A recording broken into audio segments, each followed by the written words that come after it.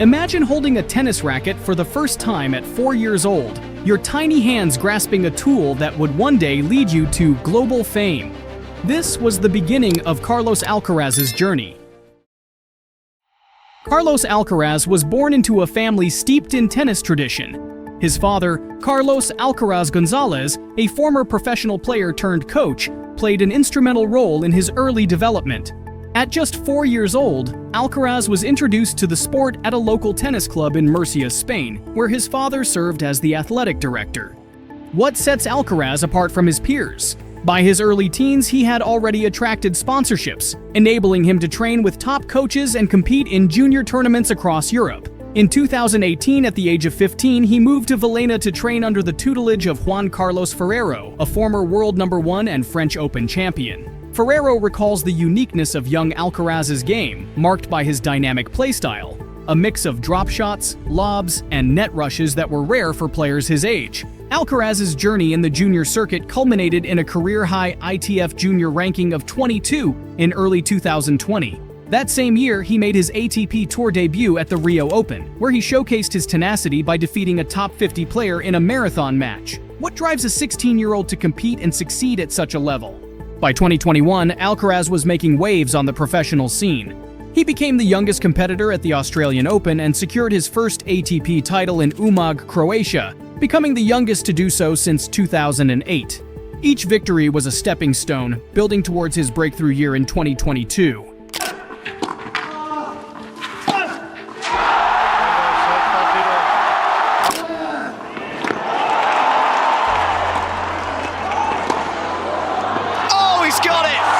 How did he manage to defeat legends like Nadal and Djokovic in a single tournament?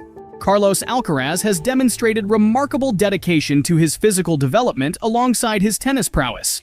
His transformation from a slender teenager to a muscular athlete has been a key aspect of his rise in professional tennis. In August 2019, during the ATP Challenger Tour in Italy, Alcaraz was a lean 16-year-old, barely filling out his match shirt. Even after the lockdown in 2021, he maintained a relatively slim physique. However, over the past few years, he has undergone a dramatic physical transformation, filling out his 6 feet 1 inch frame with significant muscle mass.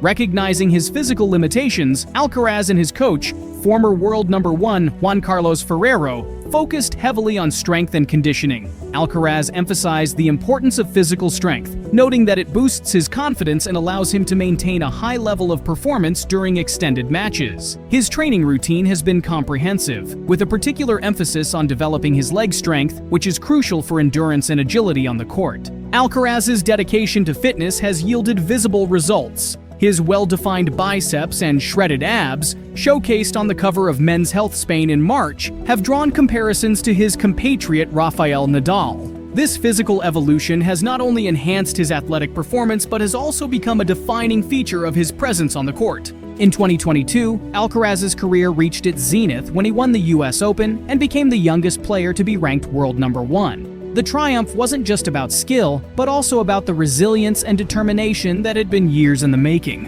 What goes through the mind of a 19-year-old as he stands on top of the tennis world? He began 2023 as world #1, but his campaign was derailed by a hamstring injury that forced him to miss the Australian Open.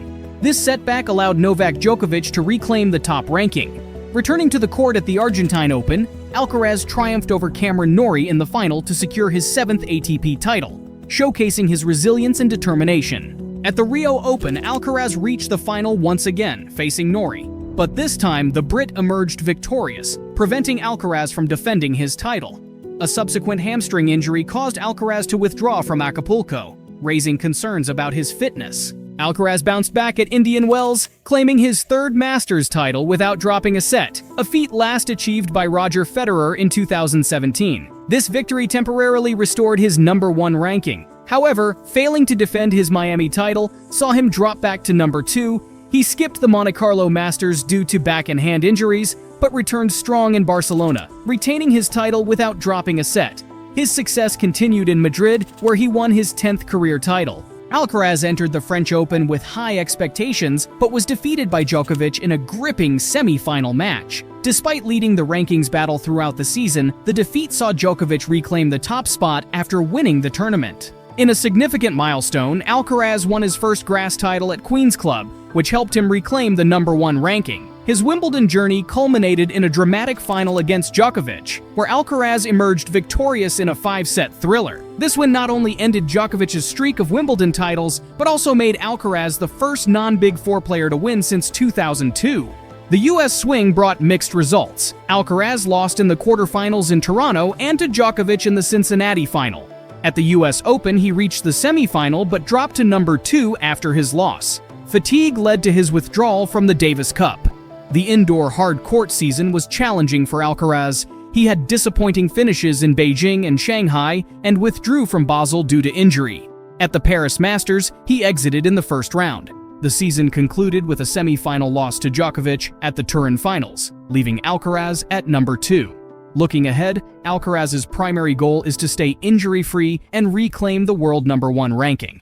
His journey through the 2023 season underscores the challenges of maintaining top form amid injuries and fierce competition. Carlos Alcaraz entered the 2024 Australian Open as a top contender, advancing through several strong matches. However, his campaign ended in the quarterfinals with a 4-set loss to Alexander Zverev.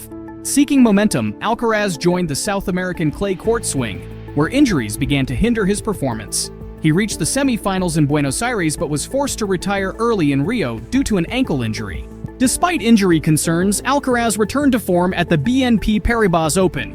In a gripping semifinal, he overcame Jannik Sinner in 3 sets. The final saw him face Daniil Medvedev, whom he defeated in straight sets to claim his 13th ATP title. However, he exited the Miami Open in the quarterfinals after a tough match against Grigor Dimitrov. Injuries persisted through the early clay season, causing Alcaraz to withdraw from the Monte Carlo Masters and the Barcelona Open, where he was the defending champion. His comeback at the Madrid Open ended in a quarterfinal loss to Andrei Rublev, and he withdrew from the Italian Open.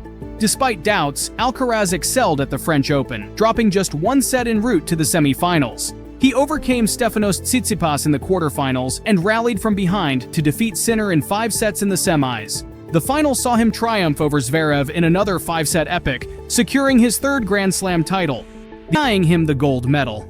The Olympic toll was evident as Alcaraz struggled in the latter part of the season. He exited early at the Cincinnati Open and faced a shocking second-round defeat at the US Open to Botic van de Zandschulp.